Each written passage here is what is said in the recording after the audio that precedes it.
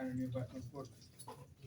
আমাদের এখানে বিশ্বনাথে আপনারা যারা সংবাদ মাধ্যমে কাজ করেন, আপনারা সবাই জানেন যেখানে বাংলাদেশ জামাত ইসলামী, বাংলাদেশ খেলাফত মজলিস, ইসলামী আন্দোলন ওনাদের অবস্থান আছে। ইসলামী আন্দোলনের প্রার্থী আমিরুদ্দিন ভাই ওনার মনোনয়ন জমা দিয়েছেন এবং সর্বশেষ অধ্যক্ষ আব্দুল হান্নান ভাই আমরা দুজনে একসাথেই জমা দিয়েছি। আমরা প্রত্যেকের দলের কাছ থেকে নির্দেশনা আছে, কিন্তু আমরা মনে করি যেহেতু আমরা জোটের ভিতরে আছি, আমরা এখন মনোনয়নপত্র জমা দিয়েছি। বাছাই প্রক্রিয়ার পরে আনুষ্ঠানিকভাবে 10 দলীয় জোটের পক্ষ থেকে একজনই থাকবেন।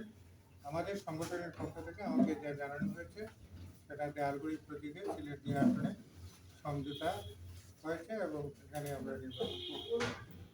আনুষ্ঠানিকভাবে বাছাই পর্ব শেষ হলে অন্যান্য শরিক দল যারা আছে সেই দলের দায়িত্বশীলদের সাথে পরামর্শ করে আমরা আনুষ্ঠানিক প্রেস কনফারেন্সের ভিতর দিয়ে এখানে দুই নির্বাচন পরিচালনা কমিটি গঠন, রাজ্য কমিটি গঠন, নির্বাচনী কার্যক্রম পরিচালনার কৌশল নির্ধারণ এগুলো করা হবে।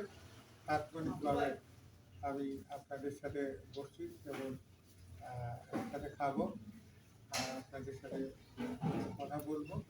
সেই কথা হচ্ছে যে খেলাফত মজলিস চায়